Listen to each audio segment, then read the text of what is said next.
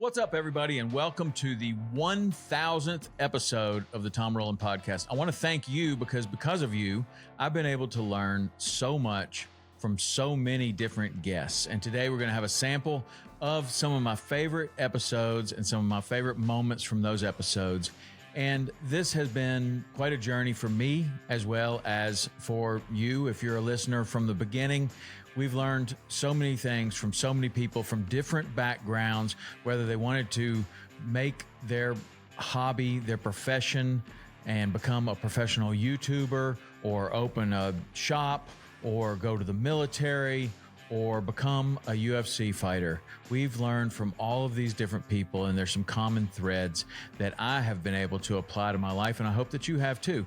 So join me for the 1000th episode right now, where we're going to revisit some of my favorite moments and favorite guests from all of this time. All right, here we go.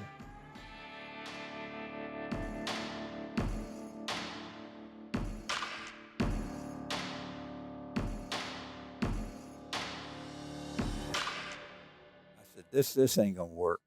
I can't do this. And Diane said, "What did I tell you about can't?" And I said, "What?" She said, "What did I tell you about the word can't?" And I said, she said, "I told you that word, get it out of your vocabulary." And she's always said, and I said, "Well, 3 doesn't want it, 5 doesn't want it." And she said, "Isn't ABC sports minded?" I said, "Yeah, I think." She said, "They're always talking about sports entertainment on ABC. Why don't you go to ABC?" I said, "They probably don't want." What did I say? I said, she's not 5 feet tall, but dynamite comes in small packages. Yes, She's it heard that does. expression. I said, "I'll go see him in the morning." She said, "What about this afternoon?" Let me go in the morning. So I went over there. And I got over there about 11. I remember it was a little bit after 11. And the switchboard operator, never forget her. Her name was Elizabeth. And I saw it on her little names. I walked up and I said, "Elizabeth?" She said, "Yes, that's me." I said, "Who is your program director?" She said, "Lance Russell." And I said, "Is he in?" She said, "No, he went to lunch, but he'll be back by 2 if you'd like to come back." And I said, "No, ma'am, I'll just wait." And she said, "Well, it's just a little bit after 11. That'll be a pretty good way." I said, "That's fine. I'll wait. But I want to be here when he comes back." She says, "Well, okay." So I just went over there and sat down. Uh-huh. And a little bit later, she said, "Would you like something to drink?" And I said, "No, ma'am, I'm fine." So she said, "Well, I'm going to get me a Coca-Cola. If you want one, I'll get you one." And I said, "No, ma'am." She said, "Well, I'm getting you one." So she and I became good buddies. So she went and got me one. And she said, "What do you do?" I said, "Well," I told her. And then she told me she liked to fish, and we struck up a conversation. And about 10 minutes of 1, she walked over and she said, "Guess what? Mr. Russell came up the back fire escape, back steps. He's here, and he's ready to see you." I said, "Well, great." And she said, "Just go right on up the steps." And I'll never forget that green carpet. And I bounced up those steps and I went down the hall, and there was a lady standing there, and she said, "There's his office." And I walked in, and he stood up, and he had his hands like that. He walked around the end of his desk, and he stuck his hand out, and he said, "Bill Dance." And I said, "Mr. Russell." He said, "Call me Lance. Have a seat, Bill." And he said, "Better that." And he took his chair and he pulled my chair up close to his desk. He said, "Sit down. What can I help you with?" And I said, "I want to do a local fishing show, and I want to do it here on Channel 13. And he said, "You may not remember this. You know WBBJ?" And I said, "In Jackson, Tennessee, Channel 7. He said, "That's right." I said, "I've done a few shows there with Tony Laws." He said, "Yeah, Tony Laws did a local show there." He said, "Well, I used to do a local show there." And I said, "You did?" And he said, "Yeah, I was program director there before I came here." And I said, "Really?" He said, "Yeah." He said, "Tell me what you've got in mind." And I said, "I'd like to do a local show." And I explained how I wanted to do it, how I had it formatted. He says, "Okay." He said, I like the idea. When would you like to air it? And I said, Friday nights. Thursday night or Friday night for the weekend. Yep. He said, well, let me tell you what we need. We need two things. We need a pilot. I said, I don't even have a plane. We said, no. He said, you got a lot to learn. Yeah. And then he started laughing. He said, a pilot, we need a show. And I said, okay. And I said, I can get that. And he said, we need a sponsor. And here it is, just a little bit after 1 o'clock. Uh-huh. And I said, okay, to sponsor the event. I said, all righty. I said, I can get the show and let me see about the sponsor. He said, you work on that and I'll see what I can do. Mm-hmm. And I said, thank you. And he said, let's talk later in the week. And I said, fine. And he said, if you come up with something, you let me know immediately, and I will. And I shook his hand. I went out the door, got in my truck, and I went straight down to 2526 Elvis Presley Boulevard. And I walked in a building called Fabulous Surplus City. And I walked up to a guy named Billy Woods. I said, Billy, I got a chance to put a local fishing show on Channel 13 to air Thursday night or Friday night. And I'm telling you, I can sell you lots and lots of fishing tackle. I'll promise you. And he said, I know you can. And I said, would you be interested? Would you entertain the thought of sponsoring that? He said, absolutely. I said, what are you doing the next hour? He said, nothing. I said, will you ride with me out to Channel 13 and talk to Lance Russell? He said, I sure will. I said, come on. He got in my truck. And we drove out there, and I walked up to Elizabeth, and I said, is Mr. Russell still here? She said, he is. I said, would you ask him, can he see me? She said, yes. He said, come on up. I went up, walked in, and I said, Lance, this is Billy Woods. He's the manager of Surplus City. He said, I go in there all the time. I said, he's interested in sponsoring the show. He said, boy, you work fast. He said, let's talk.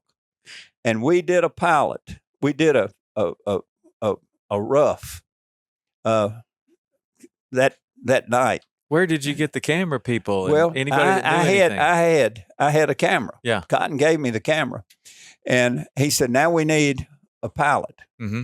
I was so stupid. Of all people, I called Ralph Giso. He was a guide out of Pendleton Harbor Marina on Toledo Bend. You know, we had a lot of mess, weather and everything. I knew I could get a show at Toledo Bend. Uh-huh. Now, why I didn't shoot a local show, I don't know. But Lance didn't care. I called Ralph, and I hooked it to Toledo Bend. And I'll never forget it. I said, Ralph, will you help me get a show? He said, absolutely. I got the girl, the cook. It's where I met Terry Bradshaw. Well, I'll tell you the story in a minute. But anyway, I gave the cook the camera, and I said, all you do is just hold the camera. And, you know, those scoopy cameras are just neat. Yeah. A baby could shoot one of them. She held the camera, and I said, get us pulling away from the dock. She said, okay.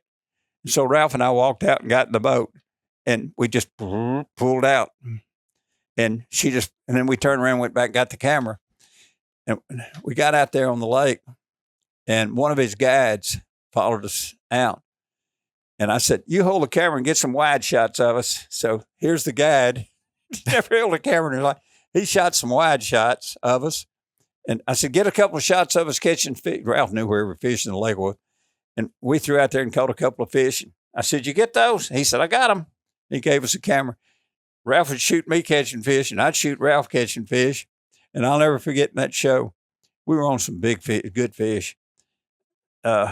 I get this fish about 5 pounds up the side of the boat, and I'm fighting him. And I said, Ralph, he said, let me net him. And so I'm fighting him, and Ralph grabs the net, and he went, I got him. And he's got this fish about 6 pounds in the net. And he said, well, that's a good one. And the guide is videoing it. Mm-hmm. And when I said, get him now, I'm going to bring him around the boat. And he's got this fish up 6 pounds. And I said, what? I said, get my fish. And he went, that's the wrong fish. He turned and netted, and he's got a 6 and my 5 in the net. And the guide went, I got it. Of course, we weren't shooting audio then, And then I came back, and old Shelton was a guy taught me how to cut and edit. Mm-hmm. And I worked, and that's what I'd do. I'd go shoot a show, and then I'd bring it back, and I'd edit it. And then I'd sketch out my show, my format. Mm-hmm. And then I'd come in the studio, and it was so corny. We had a backdrop like this with two big recliners. Uh-huh. And I'd say, well, here we are at the lake. And now we're getting in the boat. Here we go up the lake. But that's how it was done. I mean, that's how Jerry McInnes's show was done too. I mean, you had no other. It's so corny, and I'd have a guest, and maybe if you and I did a show together, and I could say, here's Tom making the first cast, and you'd say, oh, yeah. Oh, I'm getting a bite, Bill. And I said, yep, there's Tom setting the hook. Oh, isn't that fun?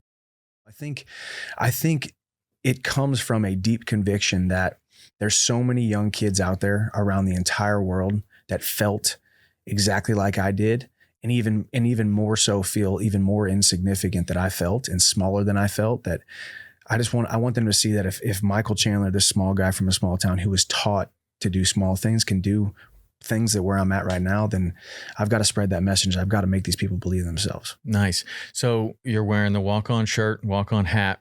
So what does that mean to you, walk-on? I think, for me, it's like I said, it's the single cornerstone that I've built my entire life around. Making that decision to walk on to the University of Missouri, I think it's I had to do more than what was expected of me. I had to do more than what was asked of me. I had to answer the phone calls to the upperclassmen. I think of Tyron Woodley, who ended up, we all know he ended up becoming a UFC champion. Ben Askren, who ended up becoming, fighting in the UFC, multiple time world champion. These guys were like my big brothers, but I was the guy that they would call at, whatever time I would, as long as I didn't have to skip class, or if it was a class that I knew I could or could not skip, I would be there. I would be in the gym. I would be in the practice room, sometimes 3, 4, 5 times a day if I had to not only was I trying to get better physically, but I was trying to prove, hey, I'm here. I am a pawn in this system, and I'm going to be used as much as I possibly could. I would have been completely okay getting to the end of my college career and looking myself in the mirror and say, okay, maybe I wasn't a national champion, maybe I wasn't an All-American, but there was not one day that I did not push myself to the limit and make myself of service to this program. Like Rudy. Yeah, I mean, kind of. But you made it. I mean, you became the All-American. You did it. But it's that work ethic of that's why people love that movie, Rudy. Yeah, because that's what he did. He didn't. I mean, by all measure, he didn't deserve to be there until he did the work and did the work and did the work to be there. And it's awesome. Yeah, and I think that's something that's getting glossed over in today's society as well, is that we've seen so many people gain so much success so quickly that our standard of what hard work is and what it takes to become successful has been continued to be diminished, continued to be watered down, continued to seem like it's so much more easily attainable than it should be. And I'm a son of a carpenter and a son of a secretary, like I said, small town, High Ridge, Missouri. And when I walked onto that team, I said, I don't care if I reach my goals or not. I'm going to put myself out there, and I'm going to show up first. I'm going to leave late. I'm going to be of service, and I'm going to do more than what is required of me. And I think that's the walk-on mentality. I think even to this day, people would say, well, you got this, and you got this following, you got these zeros in your bank account, or you got this, you got the wife and you got the kids in the house. But to me, I'm still waking up every single day, and the rent is due every single day. As you've heard it 1,000 times, success is never owned, it's rented, and that rent is due every single day. And that's just the mentality that I had. And it's a walk-on mentality. In mixed martial arts, be called a white belt mentality, where even if you're a world champion, you still got the open mind and the open heart to serve and still be the white belt like you were the first day you walked into the gym with those starry eyes and a bright future. You can learn from everybody. Yeah. So it's one thing to be in that situation and to do the work every single day. And in my opinion, it's almost there's a place where it's almost easier to find yourself there and just start churning out that work than it is to be the kid that has the opportunity to go to the smaller school or whatever, and then choose. And that's exactly what it is. It's a choice of, I'm taking this harder choice. Yeah. May not be successful, may not, I'm probably going to get laughed at. I'm not going to be welcome. I'm going to take this harder choice. Tell me about that. Like that's really where I see your career really starting, is at that choice of making that walk on choice. Yeah. And I really wish I do not do a good job of remembering things, like when I always say, when I write a book, like I'm going to make sure it'll be my brother, Eric, who seems to remember everything about our childhood and about us coming up together and all that. And, my wife over the last 10 years, because I don't remember these things, because I think I am so in the moment. I'm in the moment today, so I may not remember that much about today. And it's not because I fight and get hit in the head for a living. It's literally, I think I'm in the moment, and I can't remember when I was that 17, 18-year-old kid, why I made that decision. Why being a small guy from a small town, you can find yourself in the herd, in the middle of the herd, where everybody's doing something. And this is kind of what we do. We're from High Ridge, Missouri. You're either going to get a job at Emo's Pizza, or you're going to be flipping tires over at Dobbs Tires, or you might be working on Chris Bonniger's farm. He had all this farmland and all these cows, and there was all these different things that, I fell into that herd mentality, and I always wanted to be a little bit vanilla, because I never wanted to stand out. I never wanted to make people feel insecure about my confidence in myself. So I constantly diminished myself. So I have no idea why at that point in time, because you got to remember too, we're talking about scholarships. We're talking about, I'm a middle-class family. My mom and dad worked two and three jobs to make sure my son, or their sons, my two brothers and myself, had every single thing that we possibly needed. We had everything we needed. We had a roof over our head. We had food. We weren't poor by any means, but we were not well-to-do at all.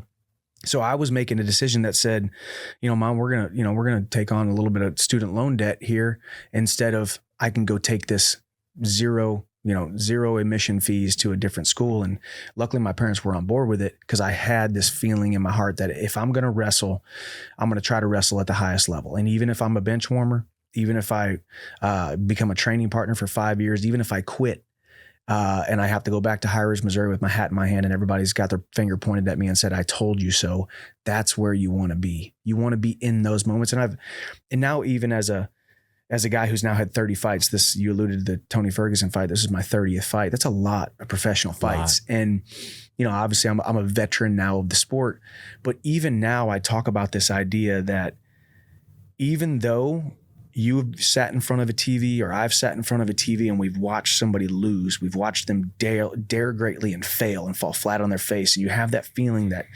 gosh, that's embarrassing for that person, or, ooh, I'm glad I'm not in that person's shoes. I truly believe that the human spirit gets unlocked a little bit in those moments where we can say, yes, I do feel sorry for him, but I'm kind of envious that man or that woman put themselves out there like that. And I've done that so many times now, and it's embarrassing when you lose in front of millions of people. And it was embarrassing when I wasn't an All-American up until finally my senior year, and I would go back between school years and still on the wrestling team. And I made the team this year, but I went, 20-16. I didn't exactly have a great record, How do you get, first of all, you have to be a fisherman, like from way back, to understand this world well enough to even navigate it and find these stories and then meet these people. How did that happen for you? So it was actually really interesting. I did a Garden and Gun assigned me a story on Steve Huff about a decade ago. And I knew who Steve Huff was, but I didn't really know the totality of Steve Huff. And I went down there and we spent 2 days on the water and hit it off. And it was just turned out to be a fantastically fun story to do, kind of from beginning to end, from the reporting to the writing. And actually they titled the piece, "The World's Greatest Fishing Guide," I think, which is, I fully agree with, like, just an incredible person, incredible guide. And so Steve Huff had a static number of clients every year. He had 11 or 12 people, and that was it. I mean, he would turn George H.W. Bush asked him if he could take him fishing, and he said no, because he had another guy booked. And so by some sort of miracle, I forgot who the client was, one guy dropped out and another guy said, hey, you should take that guy Monte. He really, he's really into tarpon fishing and all kinds of stuff. So Steve was like, sure. So from that point on, we started fishing every year together. And, we would fish all day, and then we'd come home and eat dinner. And he would oftentimes kind of start to tell stories about Homosassa, which I just love. The name to me is very poetic and kind of magical. Yeah. And the stories he told, about Tom Evans, about Billy Pate, about Stu Apt, about Ted Williams, about riding in the car with Ted Williams to go to a fish shack, and like almost running into another car. These stories just sort of started to populate my head a little bit. And then a couple of years after that, I was lucky enough, Garden Gun again sent me down to do a story in the Keys with Andy Mill. And I had a great time hanging out with Andy and his son, Nicky, and kind of teaching, talking about his career and all that kind of stuff too. And so we kind of hit it off. And I think it was 2 years ago or maybe 3 years ago now when Andy called and said, hey man, these guys aren't getting any younger who were in Homosassa. Andy knows Tom Evans very well. He was like, I got the guy who can, maybe be your main character and kind of bring you through the whole book. You got to do the story. You got to promise me you'll do the story and you'll do this book. And so, at the time I was sort of like, well, maybe I might do another football coach book or whatever. But then I started thinking about it and talking to Steve again. And it's just a story that I couldn't not tell. I'd be depressed if I hadn't taken the time to go through it. And then it was just a matter of finding, it was fun. It was like going to see Chico Fernandez and sitting down and having 3 hours with Chico talking about fishing, to go hang out with Stu Apt. It was just really a magical thing. And then actually to go to Homosassa, a place that I had read about a lot and heard a lot about and spend a lot of time there. I spent probably the equivalent of a month there over 2 seasons, and just kind of see the scene and see how beautiful that flat is and how difficult it is, how deep it is, all those big black rocks in there. And then occasionally see one of those big fish. They're not really around like they were obviously back then, but every once in a while you see something swim by and you're like, holy crap. It like literally your knees start to buckle a little bit. So, and then to do all that and then to go, hang out with the new guys, with the new people on the scene, with the David Mangums and the Nathaniel Linvilles. And, it was just so fun. And then to realize, this is one of the cool things about reporting and writing that people might not understand, is that you go in sort of with an idea, and then the reporting takes you on the journey. Yeah. And this reporting happened to tie everything together. There's a great Chekhov quote, and I'm going to murder it, but it's in the book. But you basically, if you shake one end of this story, the other end shakes. There's there literally is this continuum from the earliest tarpon fishermen all the way to today. And it was just, it was just really cool. I never really knew that it was all connected like that, all interconnected like that. It was just so awesome. Yeah. So the way that you told the story, it required you to get a tremendous amount of history, like going all the way back to the first bonefish caught on fly and who might have had something to do with that. And then, like Jimmy Albright, and then the sisters that were the guiding. I found that really interesting, that guiding started out kind of,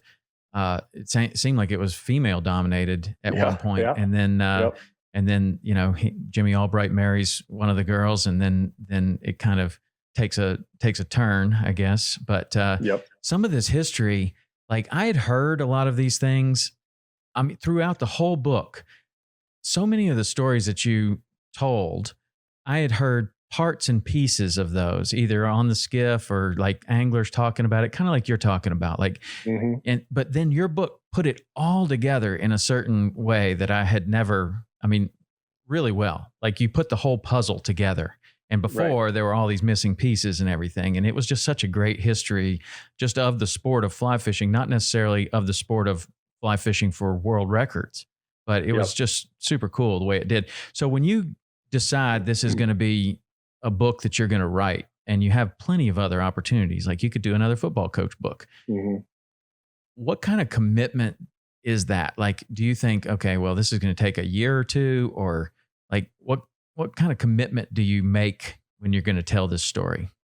So usually I like to have about between 14 and 18 months to do a book, so that I try to split it into like half of that time I'll spend reporting. And then I like to come home to my office, and, that's when I grow the beard. That's when I stop, some of the personal hygiene stuff, and you just dive completely into it. And both sides are really fun. It's really interesting to me. The reporting part is very extroverted, right? You have to talk to people, and you want to get their stories. So you've got to be kind of welcoming, and you got to be able to ask the right questions, or you hope anyway. And then the writing part is like the most I'm literally like Ted Kaczynski, not without the horrible stuff. Like, I've like, my kids are always like, Dad, are you okay? Like, I'm just like, cause then everything, this happens when you're reporting and you're writing, but literally everything you see relates somehow. Like, I'll be walking through the park and see a tree, and I'll be like, that reminds me of something. In the book, right? Everything you read, you're like, oh, that's interesting. Maybe maybe that idea resonates somewhere. But it's just a super fun process. So I try to get at least 14 months with these things if I can. I think this one, if I remember from start to finish, was about 16 months. Yeah. But it was super fun. And all of that, the reporting part is so fun too, because it's a little bit like a squirrel looking for nuts. It's like this treasure hunt, right? It's like, can I find Stu App? And when I find him, is he like available this week for an interview? And lo and behold, sometimes they are, sometimes they're not, obviously. Tell you something else I learned too about the outdoor space and doing what I've done. Like I said, I didn't go to college, and I remember my dad was one of the only people that was 100% for when I was 17, 18, like, all right, you ain't going to school, well, if you're going to be helping out Bill Jordan guiding, well, ride that out and get after it. That's a pretty cool opportunity. But my dad was a very big avid outdoorsman, and he loved Realtree and the Mossy Oak, and he was a fan of a lot of these companies I was having a chance to work with early on. But overall, I would say my family, which is all country as a chicken coop, they was discouraging of it. They were like, well, Michael, you can't make a living hunting. This is ridiculous. You done gone crazy. Man, you need, I had went to heating and air school. So I had gotten a degree in air conditioning technology, and I had just gotten a job as well, just out of high school, being a serviceman, for heating and air, installing air conditioners. A lot of people don't realize that. Well, my grandmom and my uncle were devastated. Like, you got a van, you got a suit with your name on it. I know, but I'm not fulfilled. I'm completely fine. I'll do this the rest of my life, but I'm also 17, 18, 19 years of age. I think I should try this. I'm sitting here trying to talk adults who love me into pushing them to realize that I think I should try this opportunity. No different than the kid who wants to go to Nashville to be a singer, right? Or the kid like you that went from Chattanooga said, I think I'm gonna start guiding fish out west. You ain't fished those rivers out west. Never. Outside of just for hobby. Yeah, never. But like, now I'm gonna go out here and start guiding. Right. Okay. And so I was kind of in the same boat. And so I realize now that I look back, and it saddens me. And that's one reason I'm glad we're talking about this stuff. If there's a man or woman listening or watching this podcast, and you've always wanted to do something, go for it. But go for it with everything in you, and have the confidence that you can be great in it. Because the reason I say that, I started realizing that a lot of my friends and even my family, they are just living this slow, conservative, safe route to death. And that's pretty bold of me to say that. But they're not taking any chances. And I have learned that you do fail a lot, but if you keep getting back up and swinging, you succeed. And so with this in America, there's so many ways. There's got to be a Jay-Z. There's got to be a Beyonce. Yeah. There's got to be a Tom Rowland. There's got to be a Michael Jordan. There's got to be a Chuck Adams. There's got to be a Dale Earnhardt. Who in some of these areas that we have a chance to play in could think that they would be a livelihood. I'm not saying that's easy, but it's not wrong for Americans or anybody or human being to go after being into this 10% or 20%. And I think what happens is most of the people who love us the most, I catch myself as a parent now doing it, we try to push into this safe zone of this 80, 90% of making a livelihood, working at a high rise or being in the agency rather than to push to own the agency. And so in a deep way, I think that's the problem with America. Now we get to the point where people don't even want to work. They just want to sit at home and just get something given to them. And so I think the American dream's still alive, but it's only alive if you dream and you have the balls of, I know that I guess I can say it on this podcast, to just go get after it. Yeah. To go get after it. And if you fail, you can still jump back into that 80 percentile. Well, you can still. You can, but you're crazy to think that you're going to do anything, whether you're living the most conservative, slow walk to death, like you said. I mean, said it a little differently, but whether you're doing that or whether you're trying to be the next big country music star or the next Michael Waddell, whatever it is, you're going to fail. You're going to fail conservatively or you're going to fail swinging for the fence.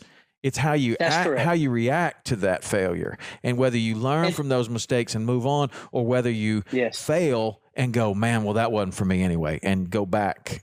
Like, that's the difference. And like, we talk about these things on this podcast all the time because I'm so fascinated with these moments in people's career, whether that's like I said, Bill Dance or Roland Martin or Jimmy Houston. All of them have had this to where they get to this point in their career, and I know I did, to where it's like, do I really go for it here, or do I just kind of not, and it's like, it would be easy to not do it. And I mean, it would be easy to do it, but it would be easier not to do it. And then you have this burn the boat moment to where you just jump and you just say, man, I'm going to do this. And if I'm going to do this, I'm going to be the best at it that I can possibly be. And if I fail, I'm going to have no regrets. And I think that living that way is powerful, and I can tell that you've done that in your career, and that's one of the reasons why I was so excited to talk to you, because you've obviously done that. And I was trying to get to that moment of like you said, you have a fear of failure, but there's also such thing as a fear of success, where all your friends are like, oh, Hollywood, look who's here, and man, that kills people, man. That kills people. It sucks the motivation right out of them, and they're like, man, I thought this big break, I thought I won this big tournament and that was going to be great, but all my friends are like, they don't want to be around me anymore. And coming to grips with that. Coming to grips with that and moving forward and past that, that's hard.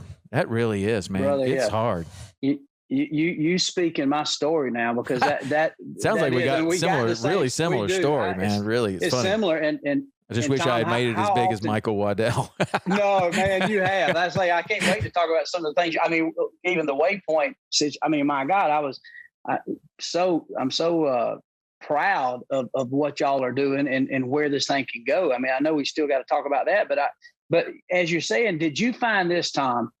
And it's ironic. You're talking about people that I admire, like the Bill Dance, the Roland Martins, and I mean, you don't even realize that all those guys, and I talk about people in the hunting industry, and I become friends with a lot of people, without having a name drop, but like the Blake Sheltons and like the, Red Akins and all these guys, man, we've been friends a long time. And I can't tell you, they've all been in a place in their career where it was kind of over, or call it depression. That's kind of a big kind of maybe not fair to say that, but you get into a place to where I'm going for it. I'm either going to sink or I'm going to swim.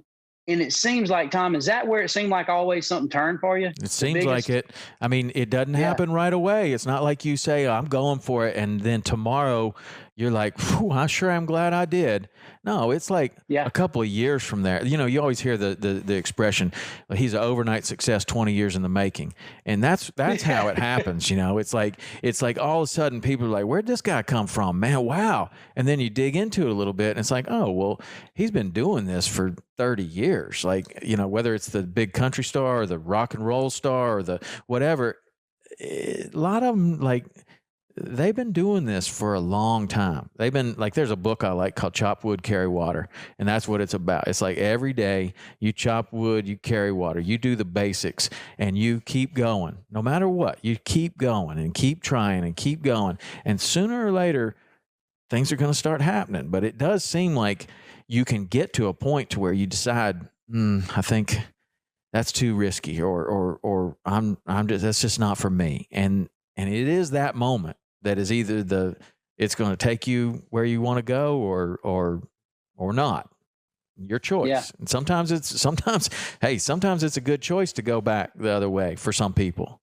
But I agree. Not if not if you got a burning desire in your heart to make it as a professional hunter like you or a professional fisherman like me. It's like you got to go. and it's not easy. And like I said, sometimes you definitely, it's, I'm always talking sports analogies because I understand sports and always grew up playing it. And obviously sports give you a certain mental and physical toughness that help you kind of make some of this stuff easy when it comes to business and figuring out how to make decisions. But, sometimes you swing for a single, that, man, if I can get enough singles, like you said, the chopped wood carry water. And then there's times to where, like, look, it's time. I'm waiting for the fastball down the middle, and hell with it, I'm gonna freaking hit it up into the upper deck. And it's funny because even looking back on my career, there was two pivotal times that I remember, Tom, and I never really even said this. I was completely ready to be done with it all. And from a public standpoint, people might have thought that, man, Waddell's rocking, man, he's at the top of his game. But one was coming off Realtree road trips, coming off a full-time employment at Realtree and trying to sort this out and kind of somewhat figure out my path. And Realtree didn't know what to do and didn't know how to really reward me. And they didn't know how to let me take advantage of some of these opportunities. So I was in a process of kind of having to leave. But I remember being so depressed and kind of disgusted. I was going through a really tough time. I wasn't seeing my kids. I was killing everything. I was not making any money. I was not making good money because I was just working as a full-time guy, but I was working every weekend at every Bass Pro Shops, every Cabela's, every Gander Mountain, every store out there. I was going for promotions for, Outdoor Channel. I was going promotions, for all these companies. And really at the end of it, all I had was some, new boots and a new bow and no money. And my marriage had failed, and my kids are like, and your name is Daddy. And I remember thinking, bullshit, I'm done. I'm over this. I'm either going to figure out a way to handle some of these situations. And at that time, I would say selfishly, I was thinking, I'm either going to make some money at this, or I'm going back and going to work in construction with my dad. Mm-hmm. So I was like, I'm going for it. I'm going to go big, hard. And if it don't make it, then I'm completely fine. And I can say that my life's been good. And then soon after I did that, quickly, man, we found great success, both financially and being independent. And then, I went through some tough business times, but then soon after that, I go through a very bad divorce. And I remember once again, I was in a place in my life, personally, I was thinking, nope, I'm going to make these changes in my life. And it's going to take me into where I need to be. And if it don't, and I have to leave this behind, I will. And holy cow, it turned into something great. And so with that, I've just learned that is part of being a man or a woman. And you just learn that you can let the fear of failure drive you, but you also can learn to live with failure, knowing that you at least did try. And I think the biggest nightmare I would have if I look back, my biggest regret would be I didn't change anything and I didn't go for anything. That would be more depressing than to fail, than to not have at least tried to get up to the plate. For sure. I'm with you. I'm with you 100%. Like that fear. There's a fear for me of living with regret these days. And as I get a little bit older too, I realize I see it with people. They're like, man, I could have done something like that. And you think, man, that would be a rough way to wake up every morning, like knowing that you could have, but you didn't. And then living for the rest of your life, like just saying that all the time, like I could have done that. Like in Napoleon Dynamite, like, man, if the coach had put me in there, I'd have thrown that football over that mountain, We'd have won the state for sure, like that guy, he's living with that all the time. And that's the advice that I give to people too, because for whatever reason, I guess I'm sure a lot of people ask you the advice too. Like, how did you do this? What would you tell me to do? And it's like, man, just go for it. Go for it. And just go for it. Especially if you're young, man. If you're young, what's the worst that's going to happen? You decide it's not for me, or you decide, well, I thought it was going to be a little bit better, or whatever. But I do know people that came to the Florida Keys and they tried guiding for a while, and they might have guided for 4 or 5 years, and then they leave. Yeah. And they're fine with it. They're leaving on their own terms. They decided that, you know what, this was great. I went for it. I competed with what I see are the best fishing guides on the planet, and I was one of them. Pete Klimley came in, who was a senior guy in the United States, and he built a great team with some great scientists down throughout California, Mexico, Ecuador. And we were doing this big connectivity study because we believed that there was a highway from the Revilla Gijedos to the Cocos, through Cocos down to the Galapagos. I think it's, and he put that team together, and that was our first real big collaborative team. Nice. So we started to, then at that time we might have been doing 6 projects or 7 projects. And, now we do 25 projects on every shark. And we have a team of 49 researchers getting samples from every animal we touch, at 25 different research institutions. Wow. Because that's ocean first. That's grandkid first, right? It's just about, it's all rise with the tide. And what we have is the practical component to actually get the sample or collect the data. They don't have that. So now we see ourselves as trying to really become like a servant of the ocean, a servant of the science community, to help them go 10 times further than they could ever go on their own in a fraction of the time. Sure. And that's, when does it move over to like Florida and the East Coast? So in 2012 when the Gulf oil spill occurred? Yeah. 2011 or right around there. Yeah. We had just finished that project coming down with Klimley through, Mexico and Costa Rica and Ecuador that we just talked about.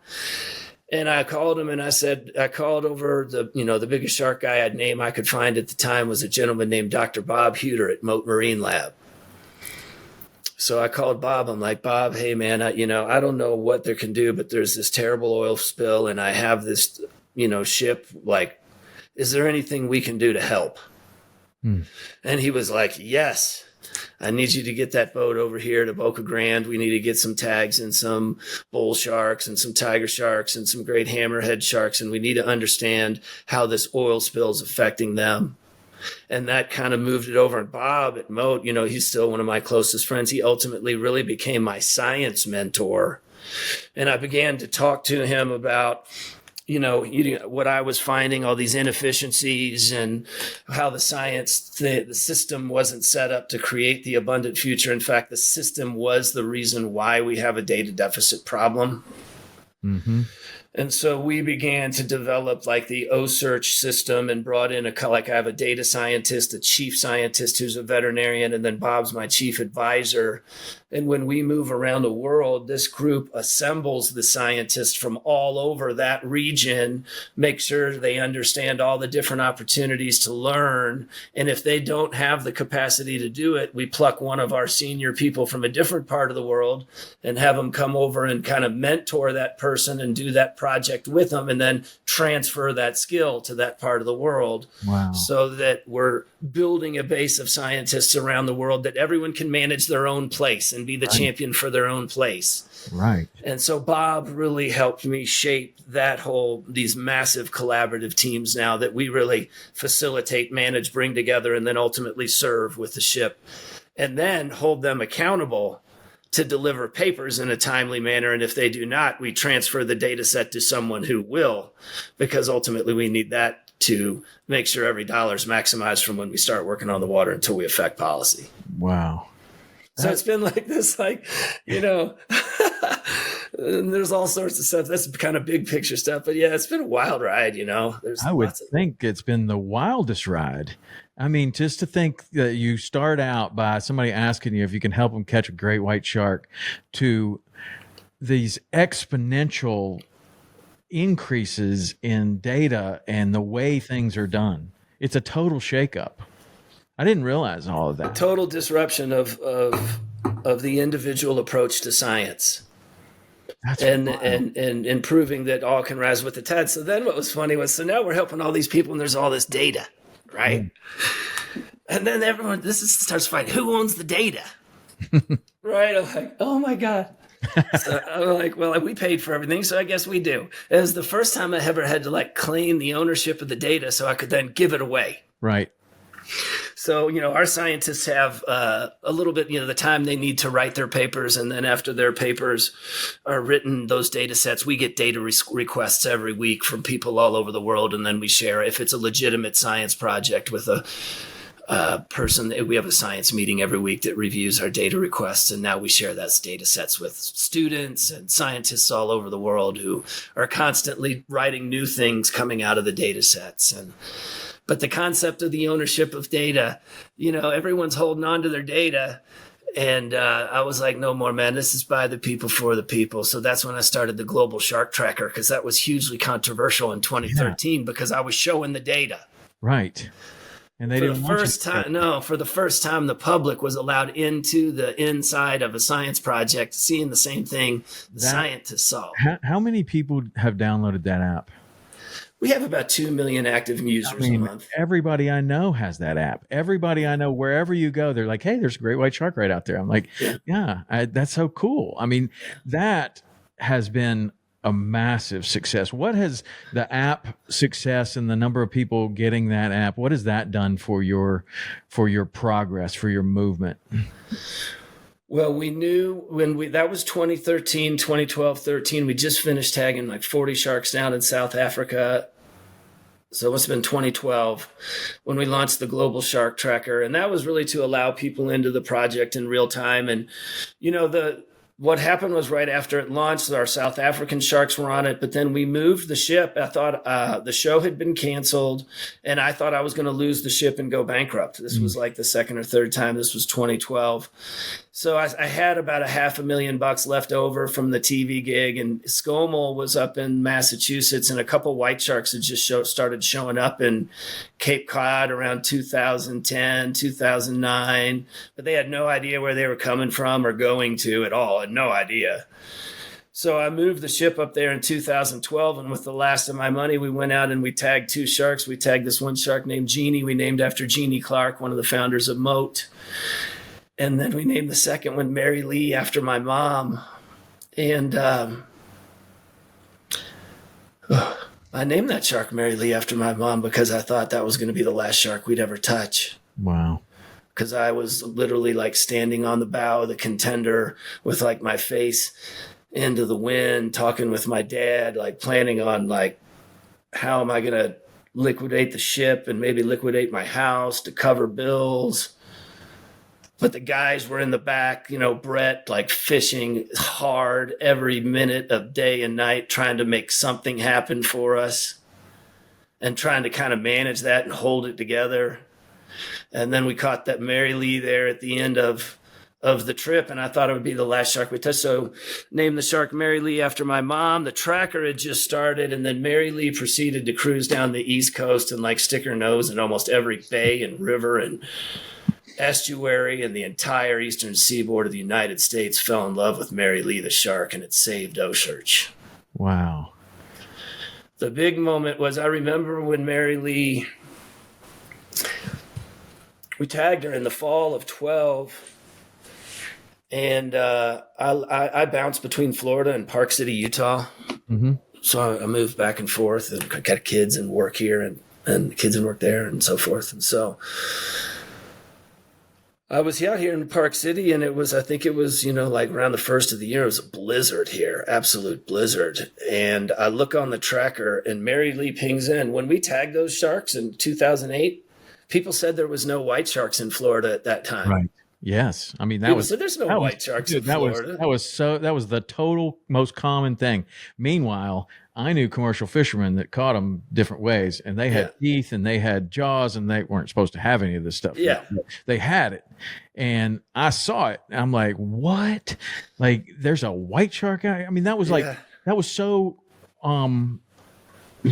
outrageous, right? But meanwhile, like on social media, just yesterday, there's a white shark in Isla Mirada. I don't know if you saw that. Can you? Oh yeah, no, we got So we're tracking too. So in 2012 when we tagged Mary Lee, we were like, "Where's this shark going to go?" People were like, "Oh, out in the middle of the Atlantic." Nobody.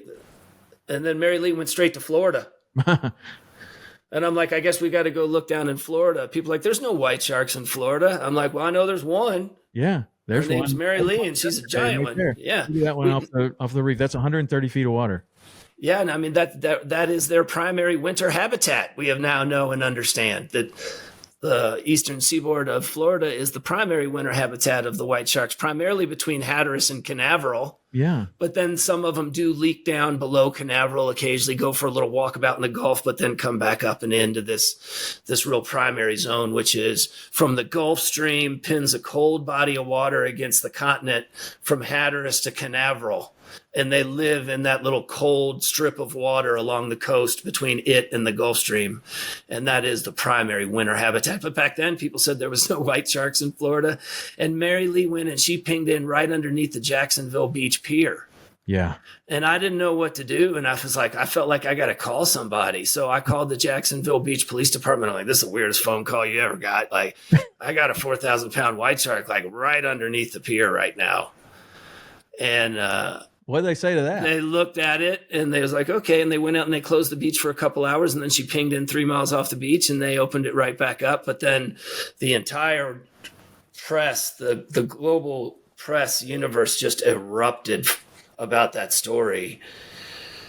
And Mary Lee had already begun to build a following. And, you know, she really created so much awareness. Then all of a sudden we went from having like a couple 100 million viewers, you know, around the world on National Geographic and the History Channel. And in the fourth quarter of 2012, Mary Lee drove like 2 billion earned media impressions. Billion with the B. Wow. I'm like, oh, wow, I think there's another path towards scale and value for brands. We can drive the earned media space because we're newsmakers now. Our sharks are newsmakers. Right. And if we leverage that properly when they move across various, you know, areas and around cities, all the press wants to cover that. We can push the story forward about the sharks and how they affect the system. And they needed content, and I only gave them brand integrated content so I could leverage the earned media space. That's what you learned from Offshore Adventures and your other TV shows. So suddenly we're delivering billions of earned media impressions in stories about saving the ocean for brands, you know, and it's real. And so that is how you go from bankruptcy at that moment of tagging that last shark to a new path to build on. A new path, right? And being self-contained and self-sufficient at that. And Caterpillar really stepped up right at that moment. And Caterpillar came in and funded our work for 3 years. They, you know, obviously got all the machinery and the vessel just back to A+. It was kind of like, here, we can do one of these 3. This is a great bridge. This is a great brand for thing. It's not a forever thing. We can get you in a good spot and help you bridge this and get your equipment dialed in. And Caterpillar was huge. We wouldn't have made it through without them. A